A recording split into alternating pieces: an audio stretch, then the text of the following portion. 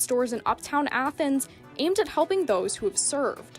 And in sports, see how the OU women's basketball team fared in their NIT matchup against Clemson. Newswatch starts right now.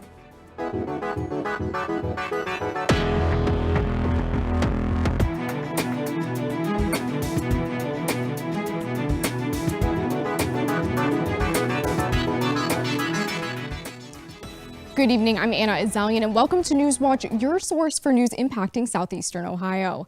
The Ohio men's basketball team is in the national spotlight ahead of the first round of the NCAA tournament. The Bobcats face the Virginia Cavaliers tomorrow. Joe Collins has more on how they've been handling the attention and how the two teams stack up. The Ohio men's basketball team's first matchup in the NCAA tournament against the Virginia Cavaliers has been making a lot of headlines recently. Not only for Virginia having a COVID-19 problem that forced them to quarantine before leaving for Indianapolis on Friday, but for the potential upset and media exposure that has been brought on by the play of the team, and specifically Jason Preston. You know, it's awesome that our team and university are getting attention. And obviously Jason is a big part of that. And I think we made a lot of people proud. I've heard from a lot of administrators, people on campus, professors, students, alumni, and that's special to me. The Bobcats know it's going to be a battle with a high-caliber team like Virginia, who comes into the game as the defending national champions from 2019, as 2020's tournament was not played due to the pandemic. These two teams play a very different type of game. The Bobcats are in the top 20 in the NCAA when it comes to scoring, averaging 80 points per game. The Cavaliers rank dead last in college basketball in possessions per game, only having about 60 per game. Virginia is a team that loves to waste as much time as possible looking for the best shot and plays very good defense, which is how they're able to win the 2019 national championship. If the Bobcats can knock down their shots and limit their turnovers, Ohio has a good chance to upset the Cavaliers and move on to the round of 32, where they play the winner of Creighton and UC Santa Barbara. Tip-off is set for tomorrow at 7:15 p.m. And if you're one of the few lucky fans who gets to attend the game, what's the weather going to look like, Nicholas? Well, if you're headed out to Bloomington tomorrow, it's going to be an absolutely beautiful day. No travel issues whatsoever. High of 53. It will be a little bit chilly. Make sure you have a jacket if you go out to Bloomington, but there will be no travel issues. Winds will be relatively light, so make sure you have a great day if you're headed out to Bloomington tomorrow. Right now in Athens, 52 degrees, very dry, humidity at 24%, pressures at 30.36 inches, and pretty steady as the high pressure has moved into the forecast area right now. Winds are out of the north-northeast at 11 miles an hour. Across the area, temperatures generally in the lower 50s and upper 40s, 48 in Columbus and in Newark, 46 the cool spot in New Lexington, 52 here in Athens, 54 down in Ripley and in Ironton. Just a beautiful day today, a little bit chilly and a little bit breezy, but that will calm down as we go throughout the rest of the night. Highlights over the next couple of days, a calm and warm weekend. Rain returns, however, next week, and a potential cool down could be in store later next week. We'll talk all about that coming up in my full forecast in just a couple of minutes. Anna? Thanks, Nicholas. A former federal prosecutor is now investigating an alleged hazing incident at Bowling Green State University. David Develers is working with school and local law enforcement on the case. 22-year-old Stone Foltz died at an off-campus event earlier this month. The event was allegedly held by Pi Kappa Alpha, and that fraternity is currently suspended.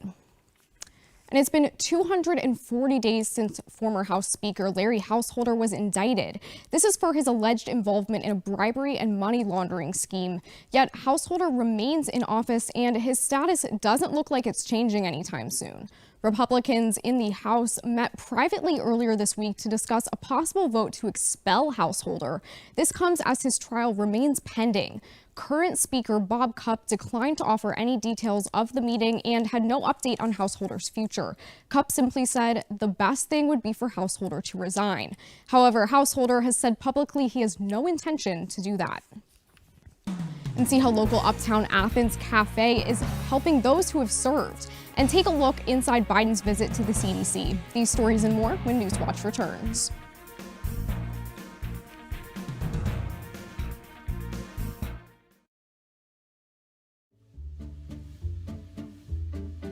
All you have to do is write one true sentence. Write the truest sentence that you know. We've been thinking about Hemingway for literally decades. You have someone who is often considered the greatest American novelist and has an outsized life. It's hard to think of a subject that's more iconic than Ernest Hemingway. Within a few sentences of reading a Hemingway story, you were not in any confusion as to who had written it. Hemingway can be read as he wanted it to be by ordinary folks, and yet beneath it is as deep an exploration of art and the human experiences that is just miraculous to me. He was always questing. The perfect line had not happened yet. It was always a struggle, trying to get it right, and you never will. He's this big game hunter. He's a deep sea fisherman.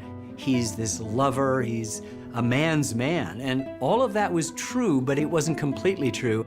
The way into understanding him is through his relationships with the women in his life. His mother, his sisters, and then the 4 women who he married in succession over the next 40 years of his life. Ernest and I really are afraid of each other, each one knowing that the other is the most violent person either one knows. In working on the film and delving more deeply into his demons and his struggles, how much his work mattered to him, I came to have a much deeper appreciation for the real Ernest Hemingway. Finding out more about him was revelatory and shocking, and at some point, you just kind of had to check everything you thought you believed and begin again. We were just not prepared for how complex the story was going to be.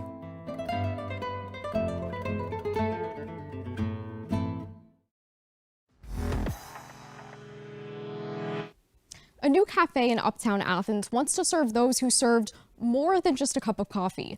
WOUB reporter Sam Wiesnith has more. That ought to do it, right? Something to do, something to believe in is very important for those of us who suffer from post-traumatic stress. And I thought, what can I do to save myself that also will help my community? I'll try the green beret then. Okay. Joel Laufman opened the Ornery Vets Cafe, a nonprofit coffee shop with his personal savings to give veterans a second home. One of the biggest issues of my life was coming home from Nam, being with the infantry, seeing and doing some things that I would rather forget, having no idea how to deal with these feelings. More times than not, when veterans do their transitioning, they lose their sense of direction. When they want to find like-minded people, they have to go to a bar. That's where a lot of service members go. I mean, it's the sad truth. I want them to be able to come here, have a safe place where they can come, tell stories and have an audience that appreciates it. Wonderful. How are you? The shop's welcoming atmosphere has drawn in a wealth of support. Thank you. Not a problem. We have ensured that the entire space is accessible for everyone. That's our big thing. We are called Ornery Vets Cafe, but we're not just here for veterans. The feedback we've gotten is incredible. It really is. People love our mission. They love the vision. They love what we want to do here, and they really support it. For WOUB, I'm Sam Wiesneth. Wonderful coffee from Cleveland, Ohio. The Ornery Vets Cafe founder Joel Laufman is an Ohio University alumnus and a Vietnam War veteran himself. The White House expects the U.S. to have administered 100 million COVID-19 vaccinations by the end of the day. And earlier today, the CDC announced new social distancing guidelines for schools. CNN's Athena Jones reports. 100 million shots of vaccine in people's arms. Today, the Biden administration expects the U.S. to reach its goal of 100 million shots in arms in his first 100 days in office.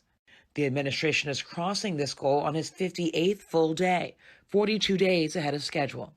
And while Biden's vaccine goal is ahead of schedule, the administration's reopening plan for schools is still in flux. The Centers for Disease Control and Prevention is expected to update its social distancing guidelines for schools from a recommendation of 6 feet of distance between masked people to 3 feet. This is urgent. Please don't get me wrong. This is urgent. 6 feet has been such a challenge.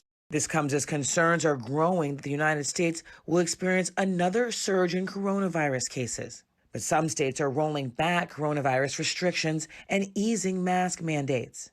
Experts urging even fully vaccinated people to continue to mask. That recommendation, the subject of a clash on Capitol Hill between Dr. Anthony Fauci and Senator Rand Paul. What studies do you have that people that have had the vaccine or have had the infection are spreading the infection? No, if it's you've had not. the vaccine and you're wearing 2 masks. Isn't that theater? No, that's not. Here we go again with the theater. Let's get down to the facts. When you talk about reinfection and you don't keep in the concept of variants, that's an entirely different ball game. 16 states do not have statewide mask mandates. Paul's home state of Kentucky does have a mask mandate in place, but is easing restrictions and upping restaurant capacity to 60%. Fauci says Paul is dead wrong in his assessment of masks and stresses reinfection can occur, especially because of virus variants that are emerging and spreading. You have an elderly person who's been infected and they decide, well, Rand Paul says let's not wear a mask, they won't. They could get reinfected again and to get into trouble. A recent study found no difference in COVID-19 rates between Massachusetts schools that mandated 3 feet of physical distance compared to 6 feet, as long as everyone wore masks. And President Joe Biden and Vice President Kamala Harris visited the Centers for Disease Control and Prevention on Friday. The agency, headquartered in Atlanta, has been instrumental in combating COVID-19. Biden and Harris were initially traveling to Georgia to tout the benefits of the COVID-19 economic relief package. But the White House canceled the tour in the wake of Tuesday's deadly shootings in Atlanta. 8 people were killed, 6 were women of Asian descent. While in Atlanta, Biden and Harris will meet with Asian American leaders. And during Biden's visit to the CDC, he compared those working on the front line against the virus to those who served on the front lines of battle. It's got to stop. But you're slowing it. It's stopping. Yes. And it really, really matters. You know, that's more people than have died in all of Americans, all of World War I, World War II, the Vietnam War, and 9/11 combined in a year. In a year. And you are the Army. You're the Navy. You're the Marines. You're the Coast Guard. I really mean it. This is a war. And you are the frontline troops. While concluding his speech, he gave his thanks and said he believes America will come out stronger after the pandemic. But I came here to say thank you. Because you're not only you're changing the psyche of the country, you're saving lives. You're saving lives. But you're changing the psyche of the country. And this is, as I said, it's not being, I don't think we're being chauvinistic about our country, but this is, think about it. We're the only country in the world that is, every time we've gone into a crisis, have come out stronger immediately after the crisis than when we went in before the crisis. Think about it. It's not who we are. See how the city of Minneapolis and its residents are reacting to the ongoing trial of former police officer Derek Chauvin. That story is still ahead. And weather-wise, a beautiful weekend is in store, but we have rain in the forecast, and I'll tell you what days you can expect that coming up in my full forecast in just a few minutes. But first, a look at stocks of local interest.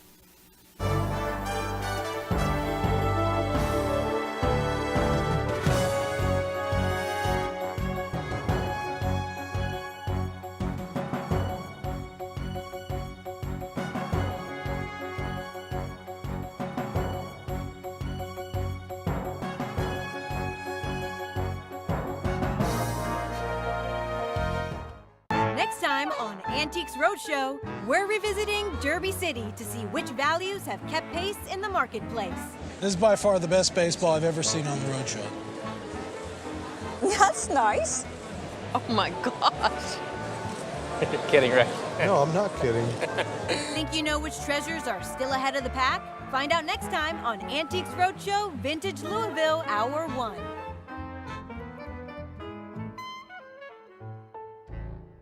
Many call her writing Southern Gothic. Flannery O'Connor. I feel that the grotesque quality of my own work is that I'm a Southern and a Catholic writer. Flannery's writing is all about original sin, about the human condition. What a mess we are. Flannery O'Connor's life could have come out of a Flannery O'Connor story. For the storied life of the writer from Georgia, look for Flannery To reveal a mystery. on American Masters.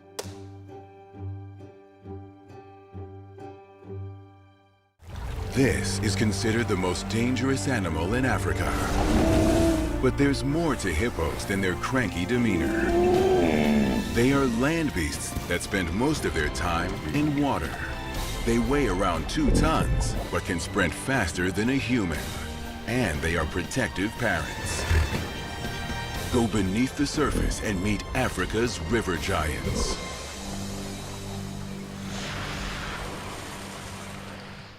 This month in Passport on the PBS Video app, your on-demand library for the best of PBS. If I'm to make a name for myself, I need as much experience as possible. Being a detective is a job for a man. And yet you do it every day, William. What we experienced is apocalyptic. We're learning the lessons to not go through that again. I'm Gustavo Dudamel. Join me in concert at the Hollywood Bowl. These and other shows are available with Passport on the PBS Video app. Download it today.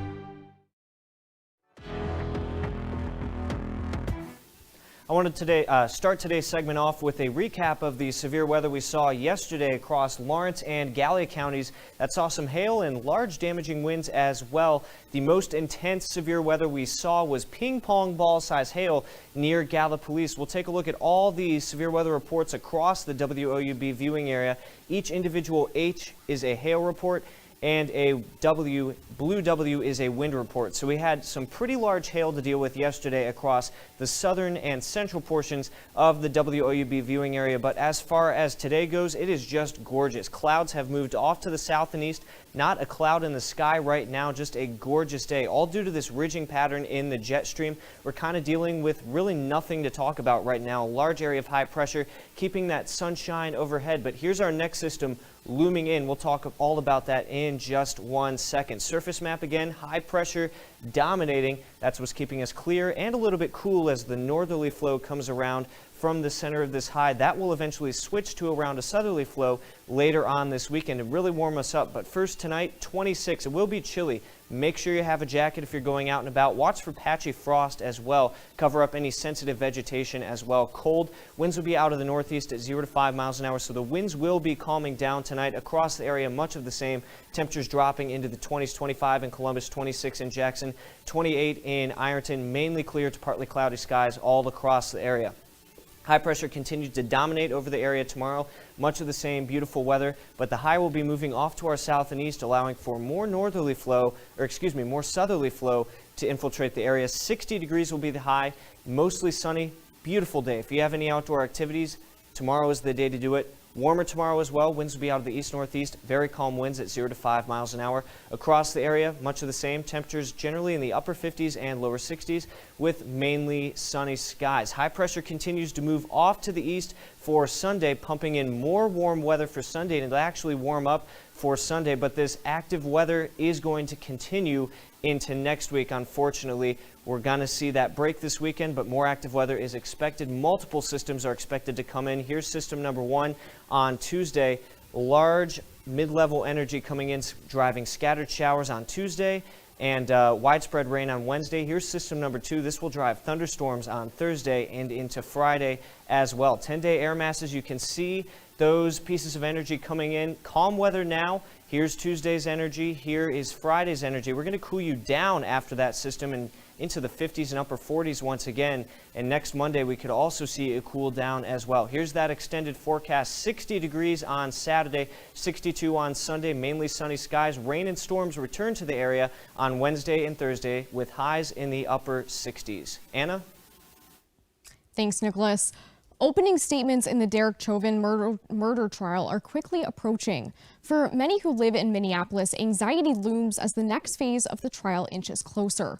Daryl Forges spoke to people in the Twin Cities about their hopes and concerns. Almost a year later, the tragedy of George Floyd's death still looms over the city of Minneapolis. Oh, you're going to have a flashback for sure. Jimmy Mills is the owner of J. Clips Barbershop. His business is just a few blocks away from the Minneapolis 3rd Police Precinct, the same precinct Derek Chauvin was dispatched from. Mills says when it comes to the trial, the tension is razor sharp in the Twin Cities. If for any reason he doesn't get convicted, I'd hate to see what the end result is going to be. However much money that they just gave was like a payoff. And he's like, no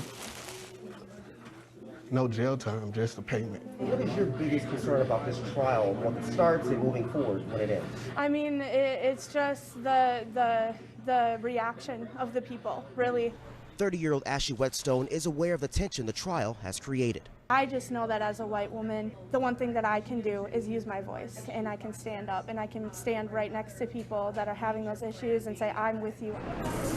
At Sonora Grill, healing starts in the kitchen. Conrado Paredes says he feels confident about keeping his business safe regardless of the outcome of the trial. The civil unrest last summer left the city with more than 1,500 buildings damaged, with a cost of at least $500 million, according to the city of Minneapolis. I like the fact that the city is actually preparing for any situation. And there are those like Mills who thinks that justice is the only answer for peace. I hope justice is served. I believe the man didn't need to die like that, and the world has spoken. I can't just say the people of Minnesota or America. This thing is global now. In Minneapolis, I'm Daryl Fortis reporting. And there were calls to postpone and relocate the trial, but those motions were rejected by the judge. Hello there, I am Jacob Murray, and coming up in sports, the women's basketball team took on Clemson in the NIT earlier today. See if they can advance and more in sports, so stay tuned to WOUB. But first, here's a look at what's coming up tonight on your public television station.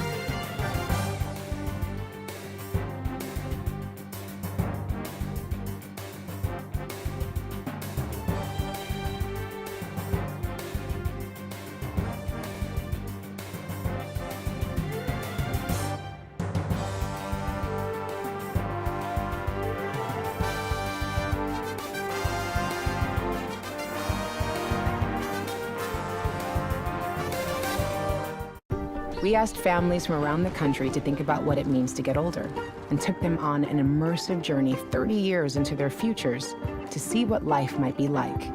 It's like stepping into a different world. Everything looks really foggy. You got me with the aging makeup. Well, that's a trip. All of them considered. If they knew now what they'll know then, would they change anything? I'm still there. I'm still going to be Susan.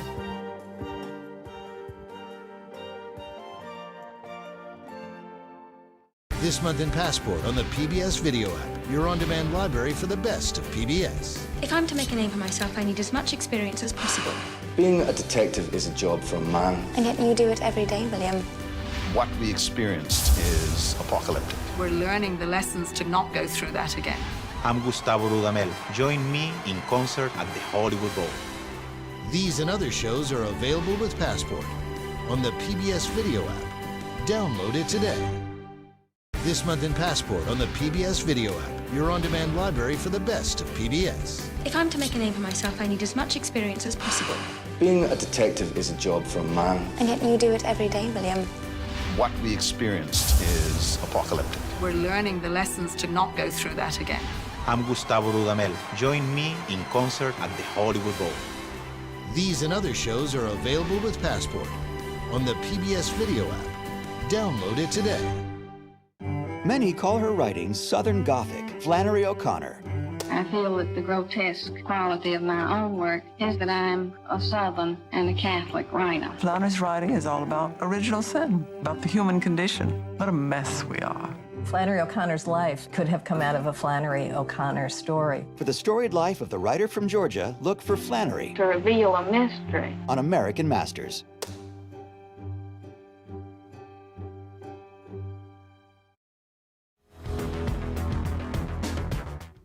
Welcome back. I am Jacob Murray. The women's basketball team's season is over after a first-round heartbreak in the NIT against Clemson.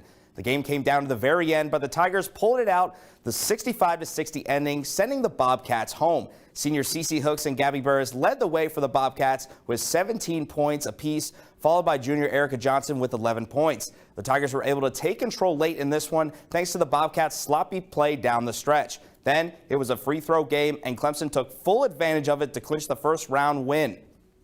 The biggest question the Bobcats face before they go dancing isn't actually a team-wide issue. In fact, that lies more with the team they will be playing in the first round, as the Virginia Cavaliers had COVID-19 issues over the last few weeks heading into the tournament. I think our guys will get too big-headed. I mean, I think they'll use it as motivation. they've done a great job all year of kind of staying in the moment and going day to day, game to game. There's upsets, and that's why it's March Madness. And I think the Cavaliers had to withdraw from the ACC semifinal game a week ago and haven't practiced since. However, with no new positive tests in the last couple of days, the Cavaliers are practicing for the first time all week today. With no sign that any Virginia player could be held out of this game, it is now up to Coach Bob Bowles and the team to prepare for the fight ahead, even with the expectations from some that they could upset Virginia on Saturday night. Tomorrow, the Bobcats will tip off against Virginia at 7:15 p.m. with an underdog mentality going into this one. Make that now 3 straight matches for the Ohio volleyball team, which went 5 sets again Wednesday night, this time getting the 3-2 victory over the Toledo Rockets. Junior Mariana Rodriguez led the way for the Bobcats with a career-high 26 kills on the night, with 4 of those coming in the final set to close out Toledo. She went on to talk about her career night. I'm feeling good, I would say. I think my teammates just help. They are helping me every time. So just show the hard work we are putting in every day together as a team. The Bobcats will be back in the convo on Saturday to take on Western Michigan at 2:00 p.m. The Ohio soccer team came away with the road win yesterday, winning the match 3-1 against Kent State. This is the second straight win for the team, and it took an all-around team effort to capture it. Some standout performances on the day for the Bobcats include goals scored by senior Jenny Santacaterina, sophomore Heather McGuire, and freshman Carson Prigg. Head coach Aaron Rodgers and the rest of the squad look to keep the momentum going when they travel to Buffalo to take on the Bulls, who sit second in the MAC right now. The men's hockey team is on the road tonight to take on the Liberty Flame, who are looking to continue their winning streak and stretch it to 9 straight. The Bobcats are coming off their most impressive win of the season, thrashing Mercyhurst 11-0 Tuesday night. With the Bobcats winning 2 of their last 3 games in the month of March, they look to stay focused and get their first win in 5 tries against the Flames, with the puck dropping at the top of the hour. I'm Jacob Murray, and that's it for sports. Back to you, Anna.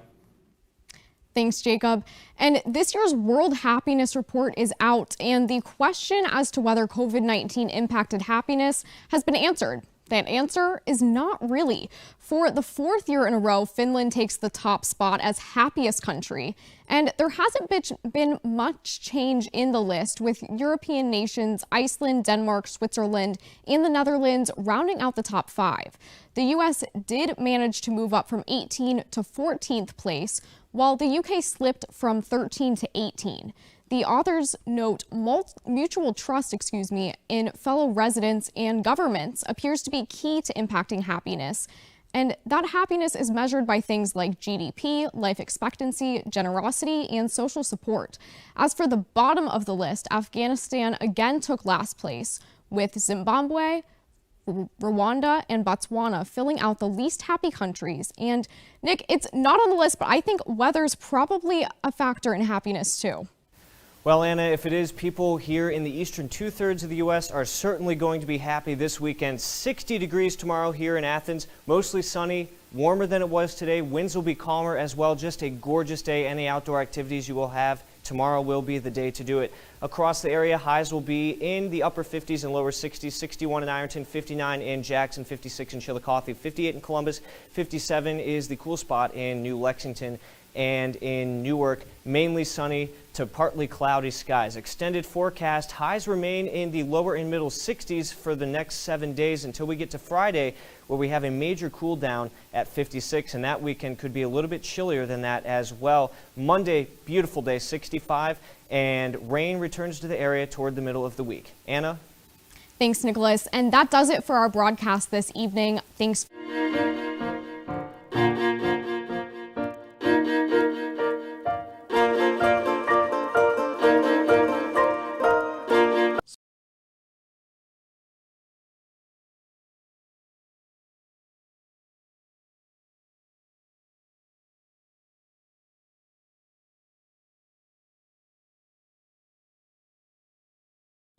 Support comes from Goldsberry Wealth Strategies in Athens and